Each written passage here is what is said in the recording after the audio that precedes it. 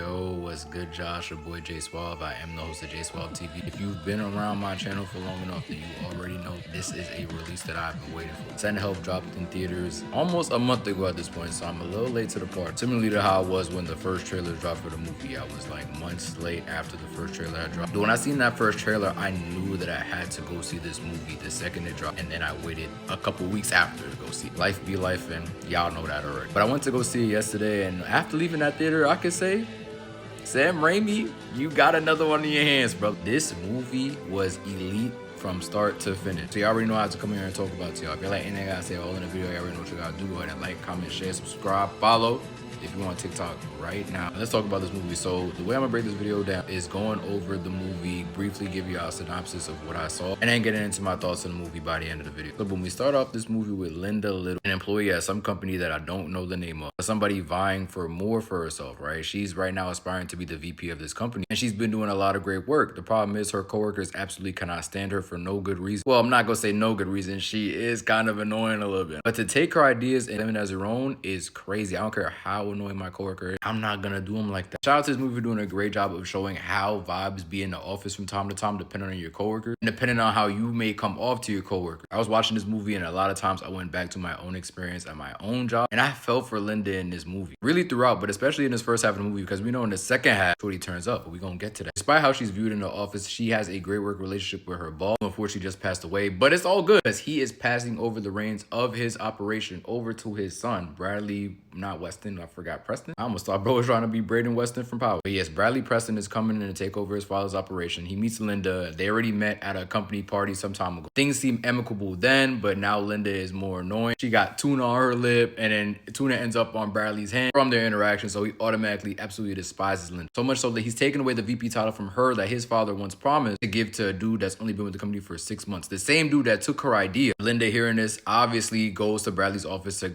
figure out what the heck is going on. And that's when Bradley's like, look, straight up, I don't really like you like that. I find you kind of repulsive, actually. But we're having a trip to Thailand. Maybe you can pull up, do some things for the company, and who knows, you might actually earn this VP title out of me. It takes everything in Linda to not leave the office absolutely blown up in tears. But she goes to her car and reminds herself that she is more than capable of what she's set out to be. She knows she's VP material, so she goes home, packs her bag, say bye to her bird. Maybe watches one last episode of Survivor before getting on this plane with Bradley and his other goons to go to Thailand to do this presentation. Now, while they're on this plane, Linda is typing out this body of work to make Bradley and the company look so much better than they actually do, considering they're going to Thailand unprepared for this meeting. And all Bradley and his men could do in the front is just laugh at this audition tape that Linda turned in to be on Survivor. Another thing I liked about this movie is the fact that they highlight Survivor so much. I'm a big fan of Survivor. If you've been on this channel long enough, you know I talk about the Survivor series regularly. I'm getting ready to talk about Survivor 50, so y'all tap into it. But yeah, straight mocking Linda on the plane that she's on right behind Bradley, in particular, looking back at her as they're clowning her in the front. It's so embarrassing. Linda sees this and immediately deletes the documentation, and this is the moment where Linda Little goes on BT. Not before the plane absolutely crashes, and yeah, everybody else on the plane dies essentially except for Linda and Bradley. They end up on this island where they literally spend the rest of the movie. And when I tell y'all, Linda submitted a audition tape to be on Survivor. Not only was she doing this, she also probably watched multiple seasons of Survivor that is unbeknownst to us as viewers. But not only that, she has many survival books in her house, which tell us before we even get to this island that Linda has a lot of survival experience. She puts that on full display throughout the movie. First setting up a shade for Bradley, who is currently incapacitated. His leg is broke. The sun is beaming, so she puts that shade up to protect bro, and also sets up a water filtration system for them to drink some clean water after this storm passes. And that's just the beginning of what she is showing us that she's capable of in this movie. You got Shorty building whole shelters, hunting a boar in this movie, and somehow coming out on top. Like,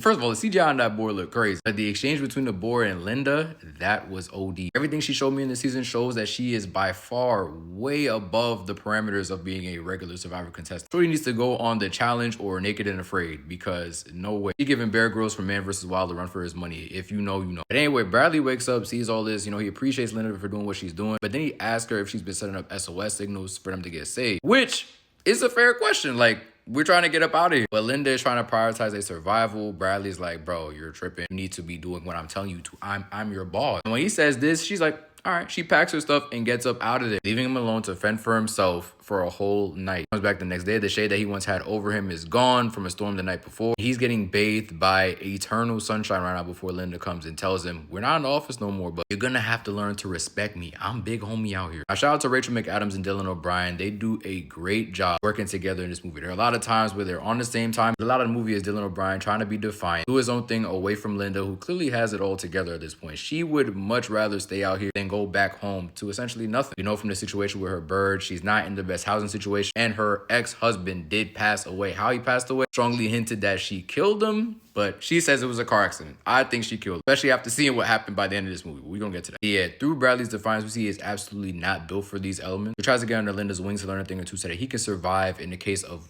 her passing potentially. So she does just that. She shows him the lay of the land, tells him territories he absolutely should not go to for any reason. Teaches him how to set up shelter, how to cook a little bit. And even flexes on him to a point where she's like, yeah, I can make us a little lick out here, which is where she tells him about her husband, who is now deceased, you know. Rest in peace to that bozo. Anyways, during this discussion where Linda tells Bradley, it's really no point in us going back. Mind you, there have been ships that have tried to come get them, and Linda just did not tell Bradley anything about this. So Bradley hearing this is like, okay, she's not with me at all. I gotta find my own way out. So he proposes to make her dinner. And the movie does a great job of highlighting that they're getting closer throughout. So you think, maybe he is seeing her reason and maybe they could become a little thing out here. But that's not the case, because actually he poisons her with the same berries that she showed him earlier in the movie. How to tell if they're poisonous or not. And then he has his makeshift raft that he tries to use to get off the island. Clearly does not work. That raft was not ready for that. You needed a couple more weeks to get that thing ready for ocean travel. He gets washed back on shore. Linda takes him in and she feeds him this octopus that paralyzes bro. And in this scene, yo, Sam Raimi was wildin'. He made us think that she was really cutting off this man's Johnson. The whole time she was just cutting into a rap, but she said, next time, it's not just gonna be no rap, Bradley. You need to get with me. We not in the office. I already told you that. So obviously after this, Bradley is on his best behavior. And Linda's absolutely loving it. But what she doesn't love is when his wife pulls up trying to save him. So much so that she actually ends up getting her and the man that she pulled up with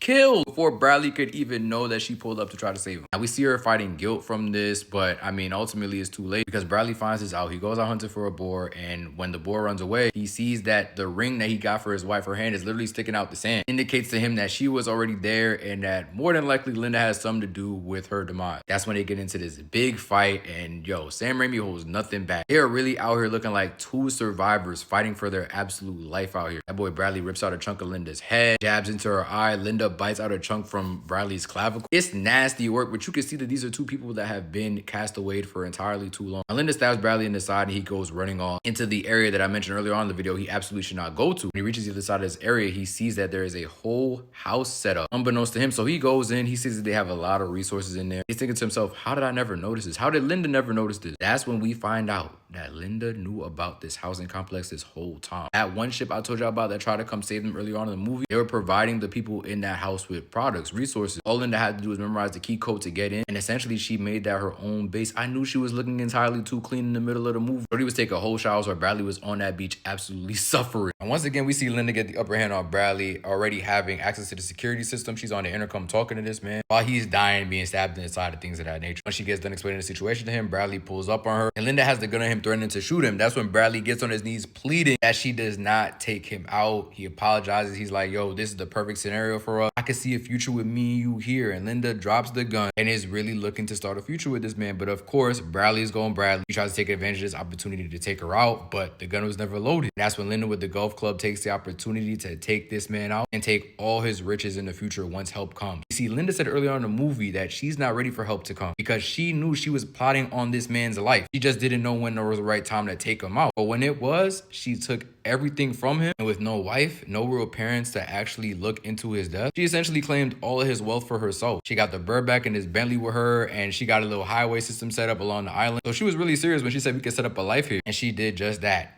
This movie was absolutely incredible. I gotta give it a 9 out of 10 off the first watch. See Bradley absolutely downplay her time and time again for her to be on top by the end of it, through showing how competent she actually was throughout the entire movie. I gotta give her credit to that. At the same time, it's very complicated too, right? Like, Bradley wanted to get off the island was not a bad thing, and some of the things that Linda did were not really good, but she had a game plan for herself that she saw through to the end. And ultimately, while her doing what she did to Bradley was not the best, Bradley technically tried to kill her before she did to him. Not once, but twice. So if you ask me, she was just practicing self-defense. And in that, she got everything that, in my opinion, her and that bird deserve. Absolutely love this movie. I'll leave your thoughts on it in the comments. I've been your host, Jay, so I hope you've been entertained, and we will talk soon. Peace, y'all.